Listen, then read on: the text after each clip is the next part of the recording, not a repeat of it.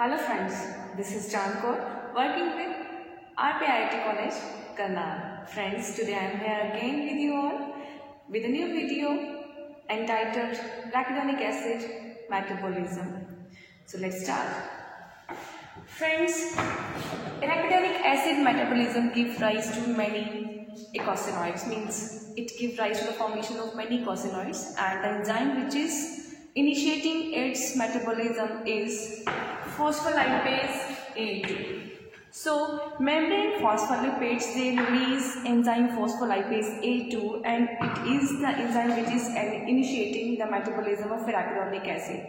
And next to phospholipase A2, two types of enzyme they will act, that are cyclooxygenase and lipooxygenase. By the action of these two different enzymes, many different products will form. So let's start with cyclooxygenase first.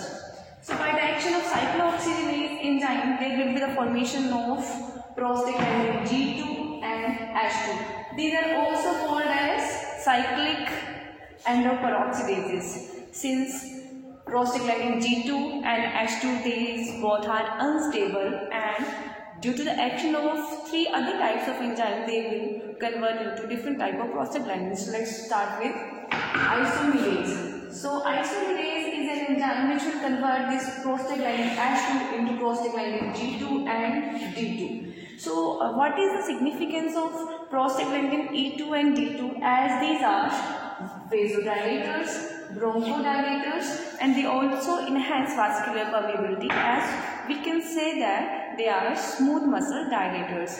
Whereas the another prostaglandin which is formed by the action of isomerase is prostaglandin F2 alpha. It is also a vasodilator and bronchodilator. So after isomerase, the next enzyme is thromboxane synthase. So thromboxane synthase it will give rise to the formation of thromboxane, that is TXA2, and TXA2 is a vasoconstrictor. It is also a platelet aggregator, as it plays a very important role in blood clotting. Since it is unstable in nature, it can convert into thromboxane B2. So the third enzyme is prostacyclin synthase. As the name indicates, prostacyclin synthase is an enzyme which gives rise to the formation of prostacyclins.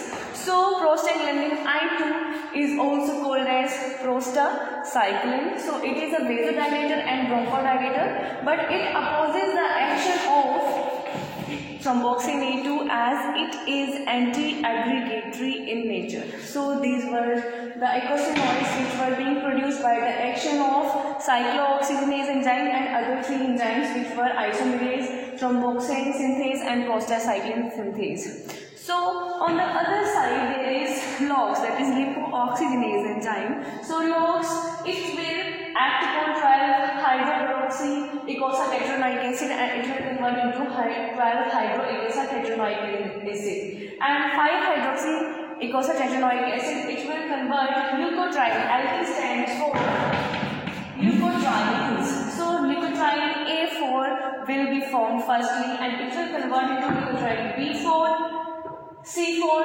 leukotriene B4, leukotriene E4 and leukotriene F4. As these, starting from leukotriene A4 to E4, these are unstable and they will convert from one form to another form.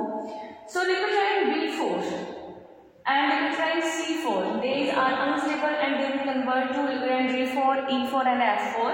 Starting from leukotriene C4 to F4, these are called as SRSA, that means slow reacting substances of anaphylaxis. So what significance these slow reacting substances of anaphylaxis hold? So these are chemotactic in nature, means they play an important role during cell injury as well as during inflammation. Also they enhance cell adhesion and they are smooth muscle constrictors.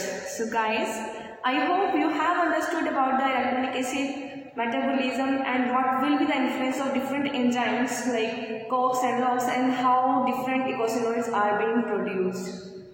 So I hope this video was useful to you all, and please Do subscribe and like this Art Diet YouTube channel. Stay connected and thanks for watching.